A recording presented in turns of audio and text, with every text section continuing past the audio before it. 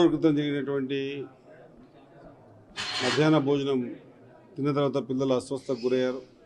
ఆ రోజున అక్కడనే ఉండడం జరిగింది. అందరి పిల్లల్ని కూడా తీసుకెళ్ళి మహనూరులో, దాని తర్వాత మక్తలో కూడా చూపించి అన్ని వెహికల్స్ అరేంజ్మెంట్ చేసి మహమ్మద్లో కూడా చూపించడం జరిగింది. దేవుని దయ వల్ల ఎవరికి హాని జరగలేదు.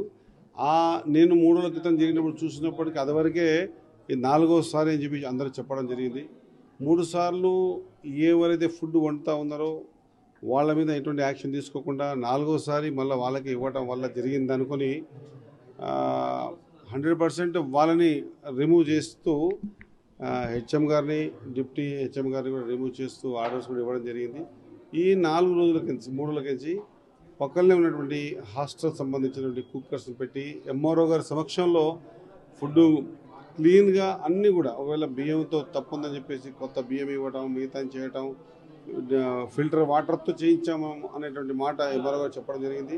ఈరోజు మధ్యాహ్నం కూడా ఎంఆర్ఓ గారు అక్కడే భోజనం చేశారు. 1 గంట ముందు పోయి భోజనం వడ్డిపించి తాము తినడం ఒకటే కాకుండా అక్కడ ఉన్న ప్రెస్ సోదరులు కూడా తిన్నారు. అక్కడ పోయినటువంటి గ్రామంలో పెద్దవాళ్ళు కూడా తిన్నారు. అందరూ బాగానే ఉందన్నారు. మళ్ళీ ఆ తర్వాత ఒక 2 అవర్స్ తర్వాత మళ్ళీ ఇది జరిగింది ఇన్సిడెంట్. దీనికి సంబంధించి అసలు ఏమవుతా ఉంది, క్షుణ్ణంగా ఎవరిని ఉపేక్షించేది లేదు. ఎటువంటి పరిస్థితుల్లో 100% ఒకవేళ దీనికి బాధ్యతగా వహించినటువంటి వాళ్ళని ఇదివరకు వాళ్ళ మీద యాక్షన్ తీసుకున్నాం. ఇప్పుడు కూడా అసలు ఏం జరిగింది తెలుసుకున్న తర్వాత నేను సెక్రటరియట్లో సిఎస్ గారితో మీటింగ్ ఉంటే వెళ్ళాను. తెలవగానే మా మీటింగ్లో మధ్యలోకి రావడం జరిగింది. నేత్ర అనే అమ్మాయి ఇక్కడ ఉంది అంటే ఇక్కడ కలిసి ఆ పాపను చూసి వెళ్దామని చెప్పాము.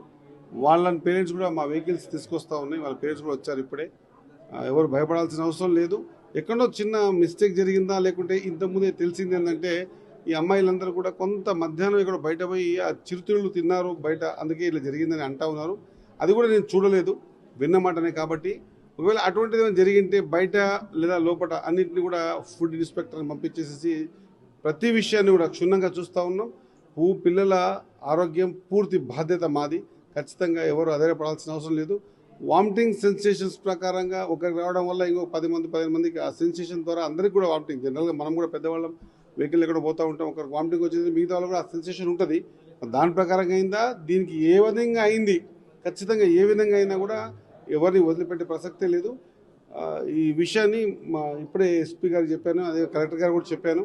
ఖచ్చితంగా పూర్తి స్థాయిలో ఎంక్వైరీ జరగాల, ఇంటెలిజెన్స్ కూడా పిలిపించి వాళ్ళ ఎంక్వైరీ చేయించాలని చెప్పాను. ఒకవేళ దీనికి సంబంధించి ఎవరైనా కారకులైనా కూడా ఎవరైనా ఉపేక్షించలేమని తెలియజేస్తా ఉన్నా. మరిన్ని వీడియోస్ కోసం ఛానల్ ని సబ్స్క్రైబ్ చేయండి. లేటెస్ట్ అప్డేట్స్ కోసం వాట్సాప్ ఛానల్ ని ఫాలో అవ్వండి. ఆ లింక్ డిస్క్రిప్షన్ లో ఉంది.